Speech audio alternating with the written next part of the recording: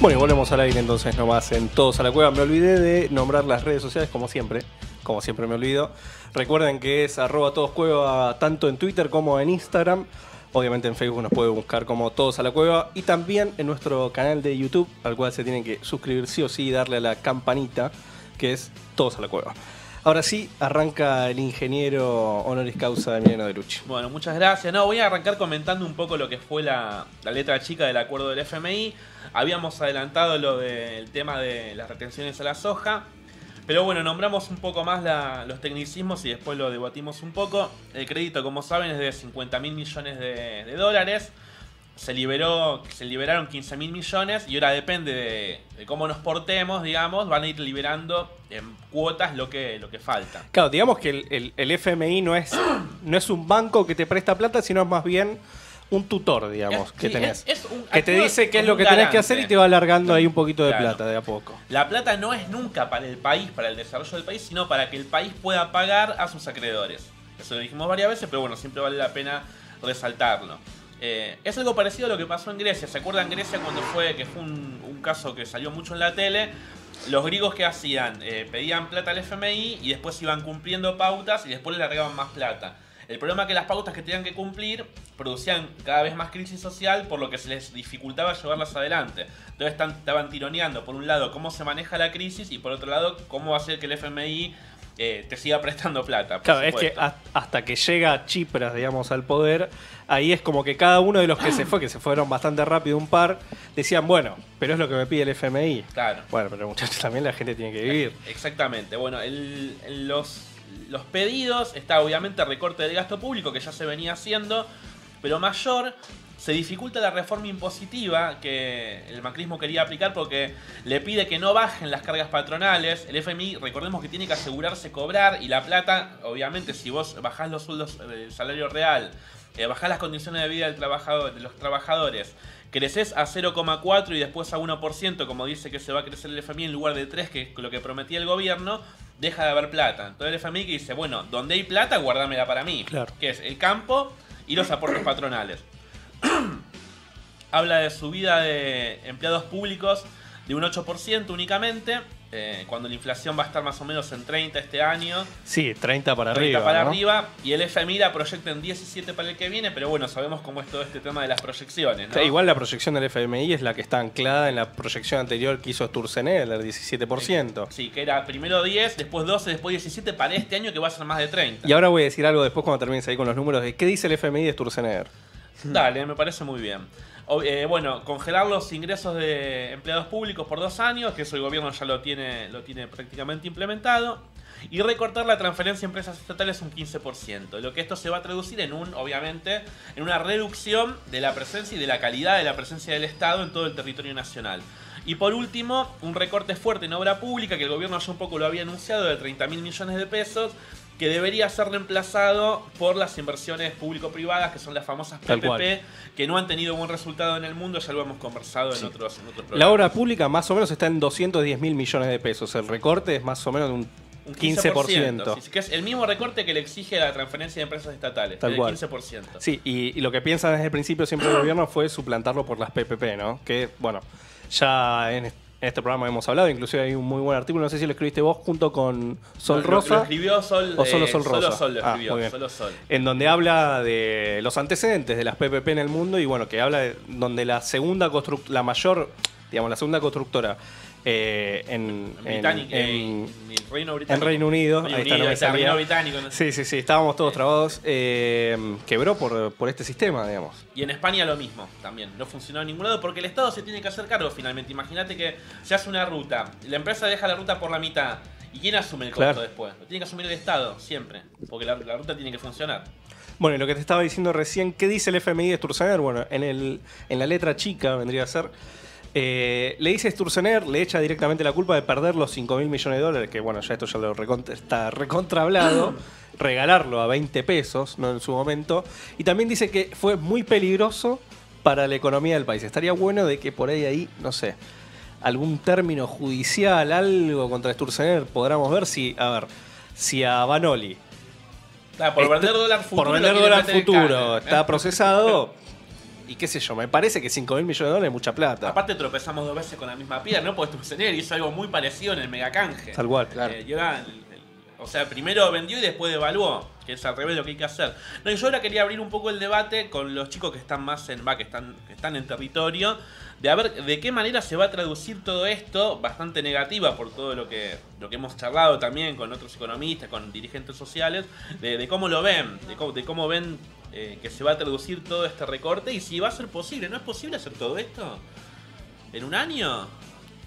No sé quién. Sí, me parece que lo incongruente acá está sucediendo en que se está cada vez presionando más a la clase media y no sé hasta qué punto. Digo, y en esto, digo, hay incongruencias en el sentido de intentar obtener ganancias y regalías sobre empresas que en realidad deberían generar un servicio público y que los servicios públicos deberían ser accesibles para todos. Es donde el derecho a tener una vida digna se contrarresta con las ganancias que los empresarios quieren tener para poder pagar al FMI, plata que encima va a ser licuada por los bancos y por los grandes grupos empresarios. Claro, o sea, esto no tiene ninguna repercusión en lo social, digamos. Lo dijeron ustedes, se endeudan, no se endeudan para el país y para lo social. Y esto se vuelve una cadena en que se endeudan y se siguen endeudando y tienen que cumplir todas estas condiciones para seguirle pagando al fondo y para seguirse endeudando, y no contribuye a ningún sector social, digamos. Al contrario, se los exprime cada vez más para continuar con sus negocios. O sea, esto para mí en un año no se aplica, y si se aplica termina en una recesión tremenda. El gran problema también es que la devaluación ha impactado por sobre todo en las pymes.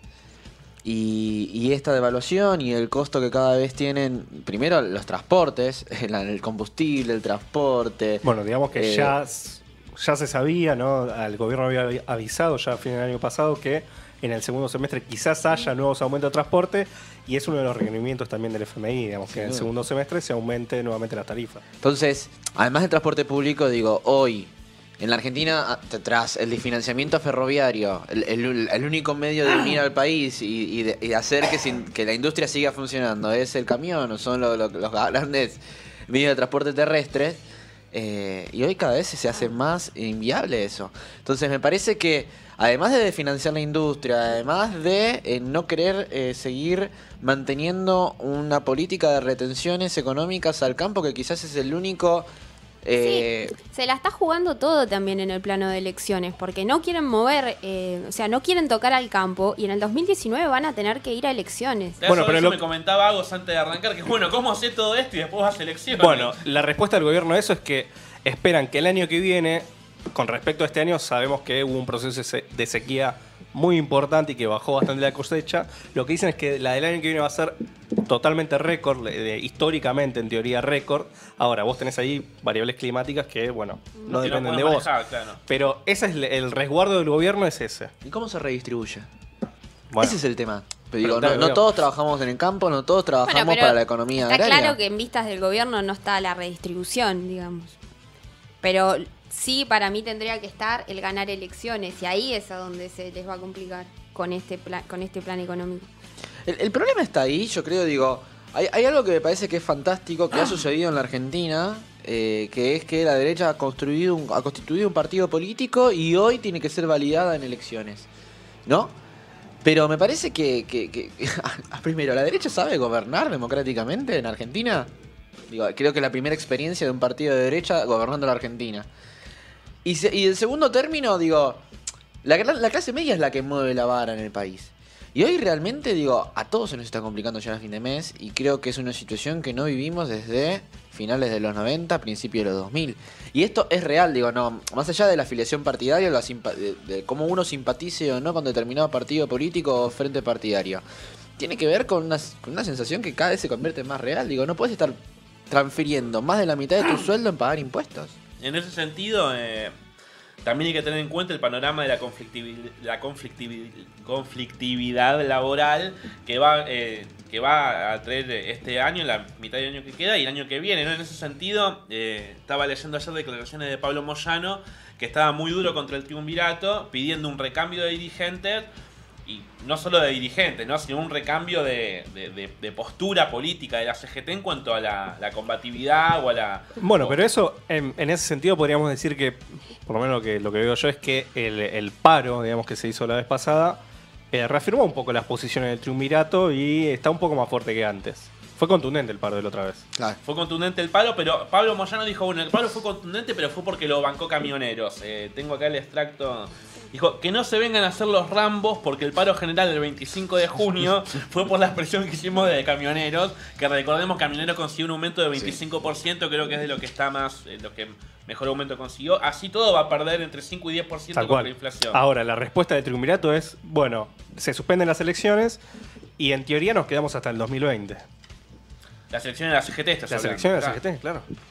Claro, esa es la postura. Bueno, por eso Moyano está apretando para decir, bueno, ustedes no hicieron nada, el paro lo hicimos nosotros, o presionamos nosotros, hagamos un recambio.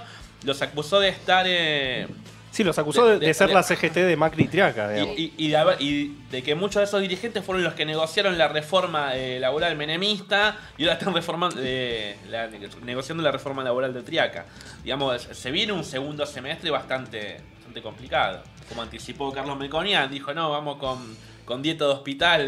Pechuguita y puré de calabaza y dijo, pechuga y puré de calabaza. y vamos a ver si hay que agregar compota de manzana. Eso. Hermoso. Ahora, yo. Ahí hay algo que siento que no veo, o que me cuesta quizás ver. Que es que siento que el debate se está complejizando, que la CGT debate quién conduce, quién no conduce, quién para, quién no para, quién representa de verdad a los trabajadores, cuando cada vez tenemos más desocupados y tenemos menos representación sindical. Cuando la flexibilización laboral está haciendo que cada vez más personas sean monotributistas y cada vez esos monotributistas tengan más presión de impositiva. Digo, porque vos al hacerte monotributista, porque en todos los trabajos te obligan a ser monotributista, no solo te obligan a pagar todos los impuestos de tu casa o del alquiler y de lo que tengas, sino que además tenés que pagar tus propios aportes. Monotributista, cada vez las presiones fiscales a los monotributistas son cada vez más grandes. Y es el único medio que hoy se tiene para conseguir empleo.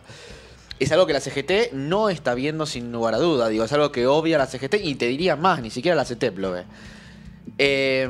Y por otro lado, creo que el gobierno está tan inmiscuido en que los grandes poderes lo banquen y que las grandes empresas y los grandes empresarios de la Argentina lo sigan bancando el poder real, pero no está viendo que se le está yendo el capital político y que hoy hay que validarse en elecciones. Lo que pasa es que es lo único que les queda a esta altura para mí. No, Sí. no sé, cambiar de idea. La digo, banca pero... de las grandes empresas es lo único que les queda.